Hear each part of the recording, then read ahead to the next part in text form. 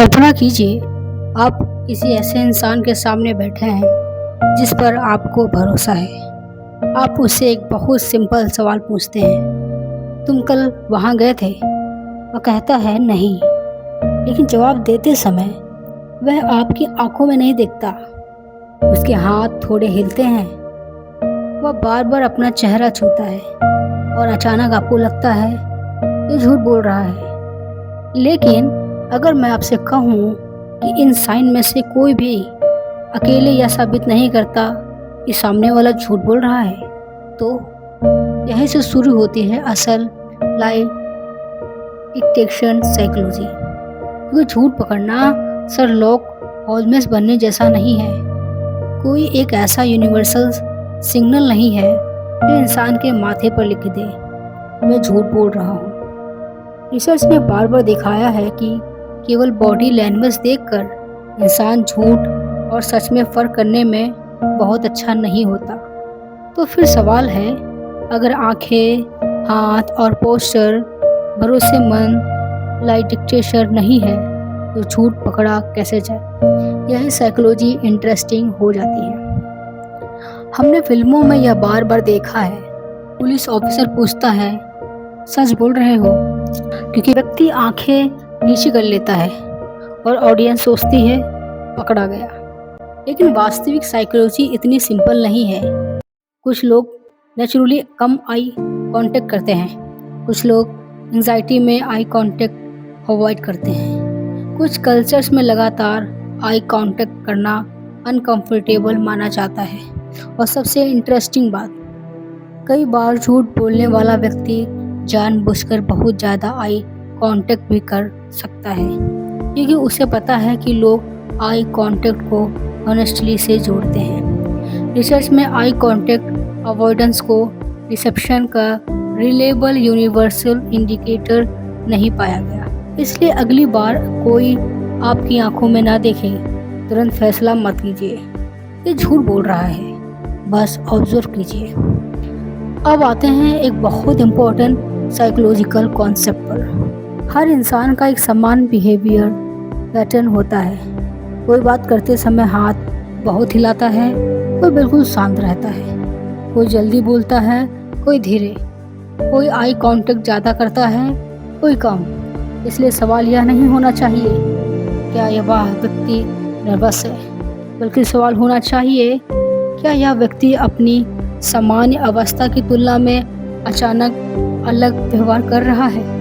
मान लीजिए कोई व्यक्ति हमेशा आराम से बोलता है, लेकिन जैसे ही आप एक पर्टिकुलर घटने के बारे में पूछते हैं उसकी स्पीच धीमी हो जाती है। वह अचानक बहुत ज़्यादा डिटेल्स देने लगता है, फिर अपना जवाब बदलता है, फिर कहता है नहीं, मेरा मतलब वो नहीं था। यह एक बिहेवियरल चेंज है। लेकिन ध्यान दीजिए, बिहेवियरल चेंज भी लाई का प्रूफ नहीं है। यह सिर्फ एक सिग्नल टू इन्वेस्टिगेट सामान्य अवस्था की तुलना में अचानक अलग व्यवहार कर रहा है। मान लीजिए कोई व्यक्ति हमेशा आराम से बोलता है, लेकिन जैसे ही आप एक पर्टिकुलर घटने के बारे में पूछते हैं उसकी स्पीच धीमी हो जाती है। वह अचानक बहुत ज़्यादा डिटेल्स देने लगता है, फिर अपना जवाब बदलता है, फिर कहता है नहीं, मेरा मतलब वो नहीं था। यह एक बिहेवियरल चेंज है। लेकिन ध्यान दीजिए, बिहेवियरल चेंज भी लाई का प्रूफ नहीं है।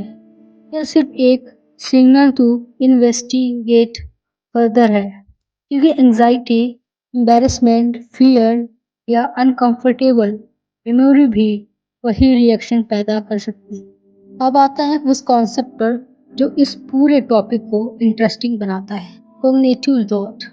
सच बोलना अक्सर कॉम्परेटिवली आसान होता है। सामने जो देखा वही बता दिया। लेकिन फैब्रिकेटेड स्टोरी बनाते समय दिमाग को कई चीज़ें एक साथ बैलेंस करनी पड़ सकती है। नहीं सोचना पड़ता है मैंने क्या कहा, पहले क्या कहा था, अगर सामने वाला दूसरा सवाल पूछे तो क्या जवाब दूँ, कहीं मेरी कहानी कंट्रैक्ट तो नहीं हो रही। यानी दिमाग सिर्फ घटना याद नहीं कर रहा है, वह कहानी कॉन्ट्रैक्ट और मेंटेन कर रहा है। इसलिए रिसेप्शन रिसर्च में cognitive load and stresses questioning पर काफ़ी काम किया है। वह एक कहानी कंस्ट्रक्ट और मेंटेन कर रहा है। इसलिए डिसेप्शन रिसर्च में cognitive load and strategic questioning पर काफ़ी काम हुआ है। लेकिन यहाँ एक इम्पॉर्टेंट ट्विस्ट है। सिर्फ मुश्किल सवाल पूछना काफ़ी नहीं है, आपको स्मार्ट क्वेश्चन पूछने हैं। मान लीजिए आपके साथ किसी व्यक्ति ने आपसे कुछ छुपाया है। आप पूछते हैं, क्या तुम वहां गए थे? वह कहता है, नहीं। आप का वह हाँ, बस यहाँ इंटरेस्टिंग इंट्रोगेशन नहीं है। यह इंट्रोगेशन नहीं। अब इमेजिन कीजिए, आप पूछते हैं, ठीक है, ये शुरू से बताओ कि उस दिन तुम्हारा दिन कैसा बीता। अब व्यक्ति को सिर्फ हाँ या नहीं नहीं कहना है, उसे पूरी सीक्वेंस बतानी होगी। फिर आप पूछते हैं, उसके बाद क्या हुआ? फिर तुम वहाँ लगभग कितनी देर रहे? फिर कुछ देर बाद उसी घटना से जुड़ा कोई अनएक्सपेक्टेड क्वेश्चन। इस अप्रोच का उद्देश्य किसी इमोशन व्यक्ति को फंसाना नहीं, उद्देश्य है कहानी को ज़्यादा डिटेल में समझना। रिसर्च में अनएक्सपेक्टेड क्वेश्चन और लोगों को अधिक इंफॉर्मेशन देने के लिए इम्प्रेस करने वाली अप्रोचेस ट्रेडिशनल लाई डिटेक्शन मेथड से बेहतर प्रदर्शन कर सकती है। यूं पकड़ने का एक पावरफुल तरीका है कंसिस्टेंसी चेकिंग। लेकिन कंसिस्टेंसी चेक का मतलब यह नहीं कि इंसान को हर छोटी डिटेल बिल्कुल याद होनी चाहिए। ह्यूमन मेमोरी परफेक्ट रिकॉर्डिंग नहीं है। सच्चा इंसान भी छोटी डिटेल भूल सकता है, लेकिन छोटी भूल को झूठ मत समझिए। आपको देखना है क्या कहानी का सेंट्रल स्ट्रक्चर बदल रहा है। उदाहरण, पहली बार मैं सीधे घर चला गया था, कुछ देर बाद हाँ एक्चुअली मैं पहले दोस्त से मिला था, फिर नहीं मेरा मतलब रास्ते में बस 5 मिनट रुका था। यहाँ समस्या सिर्फ यह नहीं कि 3 वर्जन्स हैं, समस्या है कहानी का स्ट्रक्चर लगातार बदल रहा है। और यही वह जगह है जहाँ आपको आगे क्वेश्चन पूछने चाहिए। अब एक सब टाइल्स सिग्नल। कभी कभी कोई व्यक्ति सिंपल सवाल कभी-कभी कोई व्यक्ति सिंपल सवाल का बहुत बड़ा जवाब देता है। आप पूछते हैं, तुम वहाँ गए थे? और सामने वाला 5 मिनट तक एक्सप्लेनेशन देता है। देखो एक्चुअली बात ऐसी है, मैं ऐसा इंसान हूँ, तो मुझे जानते हो, मैंने कभी तुम्हें झूठ नहीं बोला। और उस दिन तो क्या इसका मतलब झूठ है? नहीं, लेकिन यह आपको एक क्वेश्चन ज़रूर देता है, इतनी एक्सप्लेनेशन की ज़रूरत क्यों महसूस हुई? कभी-कभी ये व्यक्ति जेनुइनली मिसअंडरस्टूड होने से डरता है, कभी एंग्ज़ायटी होती है और कभी वह अपनी क्रेडिबिलिटी एस्टेब्लिश करने की कोशिश कर रहा हो। इसलिए ओवर एक्सप्लेनिंग को प्रूफ नहीं, यूं समझिए कन्वर्सेशनल बिहेवियर है। जब कोई व्यक्ति फैक्चुअल आंसर देने के बजाय बार-बार अपनी हॉनेस्टी प्रूव करने लगे, भगवान की कसम, माँ की कसम, मैं तुम्हें कभी झूठ नहीं बोल सकता, तुम्हें मुझ पर भरोसा नहीं। ध्यान दीजिए, इन स्टेटमेंट में एक्चुअल घटना की इंफॉर्मेशन कम है और क्रेडिबिलिटी एस्टेब्लिश करने की कोशिश ज़्यादा है। लेकिन फिर वही रूल, एक डिसेप्शन का प्रमाण नहीं। कुछ लोग में इमोशनल सिचुएशंस में नेचुरली ऐसा करते हैं। इसलिए क्वेश्चंस यह होना चाहिए, क्या व्यक्ति घटना के बारे में इंफॉर्मेशन दे रहा है या सिर्फ अपनी हॉनेस्टी के बारे में बात कर रहा है। अब एक सिंपल एक्सपेरिमेंट, आप किसी से पूछते हैं, तुमने उससे बात की थी? और वह कहता है, तुम मुझ पर शक क्यों कर रहे हो? आप फिर पूछते हैं, मैं बस पूछ रहा हूँ, क्या तुमने बात की थी? वह, तुम हमेशा मुझे गलत समझते हो। ध्यान दीजिए, उसने अभी तक सवाल का जवाब नहीं दिया या झूठ का प्रूफ नहीं, लेकिन यह रिस्पॉन्स स्ट्रेटजी है। क्योंकि कभी-कभी व्यक्ति फैक्चुअल क्वेश्चन से इमोशनल डिस्कशन की तरह कन्वर्सेशन को शिफ्ट कर देता है। आपका काम आरोप लगाना नहीं, बस आपका क्वेश्चन पर आना है। मैं समझता हूँ कि तुम्हें बुरा लगा, लेकिन सवाल का जवाब सिर्फ इतना है, क्या तुमने उससे बातें की थी? अब रिएक्शन ऑब्जर्व कीजिए। अब इस वीडियो की सबसे यूजफुल टेक्निक, मान लीजिए किसी व्यक्ति ने एक कहानी बताई, आप उसी कहानी को बार बार उसी क्रम में पूछते रहते हैं। एक रिहर्स स्टोरी में यह आसान हो सकता है, लेकिन अनएक्सपेक्टेड क्वेश्चन व्यक्ति को उसी घटना को दूसरे एंगल में प्रोसेस करने के लिए मजबूर कर सकते हैं। उदाहरण, उस दिन क्या हुआ? फिर कुछ समय बाद, उस समय तुम्हारे साथ कौन था? या उस जगह से निकलने से पहले आखिरी चीज क्या हुई थी? या हमारे अनुसार उस घटना का सबसे इम्पोर्टेंट हिस्सा था। यहाँ आपका लक्ष्य व्यक्ति को कंफ्यूज करना नहीं, आपका लक्ष्य है क्या उसकी कहानी अलग अलग अंदर से पूछे जाने पर भी कोहेरेंट रहती है। यही डेस्टिनेशन बहुत इम्पोर्टेंट है। अब वापस आते हैं ओरिजिनल टॉपिक पर, बॉडी लैंग्वेज। क्या बॉडी लैंग्वेज बेकार है? नहीं, इन उसे लाई डिटेक्टर डिटेक्टर की तरह इस्तेमाल करना गलत है। आप बॉडी लैंग्वेज को कॉन्टेक्स्ट के साथ देख सकते हैं, जैसे अचानक पोस्टर बदलना, अनयूजुअल पॉजेस, स्पीच पैटर्न में बदलाव, facial expression and verbal statement mismatch, unusually tension, अचानक बहुत कंट्रोल्ड बिहेवियर। लेकिन इनमें से कोई भी अकेला सिंगल या व्यक्ति झूठ बोल रहा है नहीं कहता।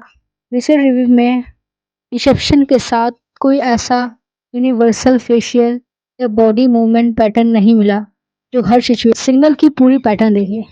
एग्जाम्पल ले, व्यक्ति कहता है मैं बिल्कुल काम था, लेकिन उसकी आवाज अचानक बदलती है। वह क्वेश्चन का डायरेक्ट आंसर नहीं देता, फिर कहानी की टाइमलाइन बदलती है। और जब आप अनएक्सपेक्टेड डिटेल पूछते हैं, वह अपनी कहानी फिर से बदल देता है।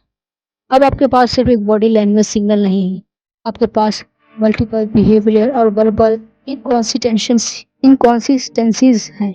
यही इन्वेस्टिगेशन इंटरेस्टिंग होती है। लेकिन फिर भी आपने झूठ साबित नहीं किया, आपने सिर्फ पाया कि इस कहानी को और वेरीफाई करना चाहिए। कई लोग कहते हैं मुझे इसकी वाइब से ही पता चल गया था, लेकिन साइकोलॉजी हमें क्वेश्चन करती है।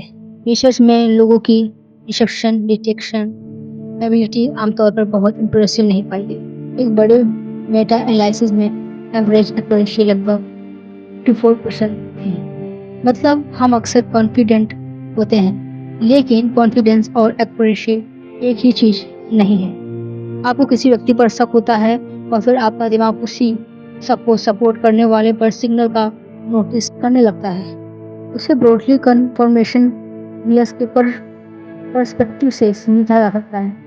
इसे इंटेलिजेंस लाई डिटेक्शन का पहला रूल है, मुझे शक है और मुझे पता है, दोनों को अलग रखें। अब इस पूरे वीडियो का सबसे डीप साइकोलॉजिकल पॉइंट है, जब आप किसी व्यक्ति से पूछते हैं क्या तुम झूठ बोल रहे हो, तो आप सिर्फ उसके बिहेवियर को जज कर रहे हैं। लेकिन बेहतर अप्रोच है उसकी कहानी को इंडिपेंडेंटली वेरीफाई कैसे किया जा सकता है। ये सबसे रिलायबल एविडेंस अक्सर बॉडी लैंग्वेज नहीं होता, इंफॉर्मेशन होती है, टाइमलाइन होती है, दूसरे सोर्सेस होते हैं, मैसेजेस होते हैं और एक्चुअल इवेंट्स होते हैं, और सबसे इम्पोर्टेंट कहानी की कंसिस्टेंसी होती है। एक रिसर्च बेस्ड अप्रोच में कन्वर्सेशन इस सेल्फ को रिसेप्शन डिटेक्शन के लिए महत्वपूर्ण माना गया है।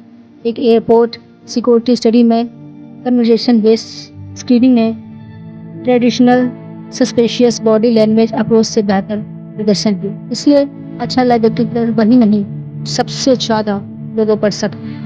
अच्छा लाई डिटेक्टर वही है जो शक और सबूत के बीच फर्क समझे। अगर आपको किसी सिचुएशन को समझना है तो आप ये क्वेश्चंस इस्तेमाल कर सकते हैं। पहला है मुझे शुरू से बताओ कि क्या हुआ था। दूसरा, उसके बाद क्या हुआ था। तीसरा, उस समय तुम्हारे साथ कौन था। चौथा, तुम्हें सबसे ज़्यादा कौन सी डिटेल याद है।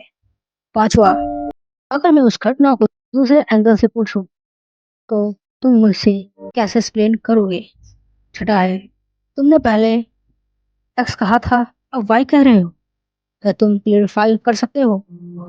और सातवां, इस बात को वेरीफाई करने के लिए मैं क्या देख सकता हूँ। और आखिरी सवाल बहुत पावरफुल है, क्योंकि आप बॉडी लैंग्वेज से कंक्लूजन निकालने के बजाय वेरिफिकेशन की तरफ जा रहे हैं। अगर कोई नर्वस है, इसका मतलब यह नहीं कि वह झूठा है। अगर कोई आंखों में नहीं देख रहा है, इसका मतलब यह नहीं कि वह झूठा है।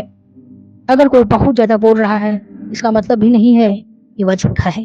और अगर कोई बहुत कॉन्फिडेंस पर आपकी आंखों में देख रहा है, इसका मतलब यह भी नहीं कि वह सच बोल रहा है। क्योंकि नर्वस होना और झूठ बोलना दो अलग चीज़ें हैं, और कॉन्फिडेंट होना और सच बोलना भी दो अलग चीज़ें हैं। तो अगली बार जब कोई आपके सामने बैठे और आपको लगे यह झूठ बोल रहा है, तुरंत उसकी आंखों को मत देखिए, उसके हाथों को मत देखिए, उसके चेहरों को देखकर फैसला मत कीजिए। पहले उसकी कहानी सुनिए, फिर उसके शब्दों को समझिए, फिर उसकी टाइमलाइन देखिए, फिर पूछिए उसके बाद क्या हुआ था। फिर इस बात को दूसरे तरीके से समझाओ और अंत में खुद से पूछिए, मेरे पास सिर्फ शक है या मेरे पास सच को वेरीफाई करने वाला एविडेंस भी है। क्योंकि साइकोलॉजी का सबसे बड़ा लेसन यह नहीं है कि झूठ बोलने वाला अपनी बॉडी लैंग्वेज से पकड़ा जाता है, बल्कि इंसान को समझने के लिए एक सिग्नल काफ़ी नहीं होता। और शायद यही वजह है कि झूठ पकड़ने की सबसे बड़ी स्किल्स दूसरों को पढ़ना नहीं, अपने कंक्लूजन को कंट्रोल करना है। अगर आपको साइकोलॉजी के ऐसे टॉपिक्स पसंद हैं जो सिर्फ बातें नहीं बल्कि इंसानों के बिहेवियर के पीछे छिपे वैक्सीनेशन को समझाते हैं, इस चैनल को सब्सक्राइब कीजिए, क्योंकि अगली बार हम सिर्फ यह नहीं देखेंगे कि लोग झूठ क्यों बोलते हैं, बल्कि यह समझेंगे कुछ लोग झूठ बोलते हुए भी इतने कन्विंसिंग क्यों लगते हैं कि हमें सच पर शक होने लगता है। क्योंकि इंसान को सबसे डेंजरस लाइफ वह नहीं जिसे वह दूसरों से बोलता है, बल्कि वह है जिसे हम बिना एविडेंस के खुद सच मान लेते हैं। धन्यवाद, मिलते हैं अगले वीडियो में।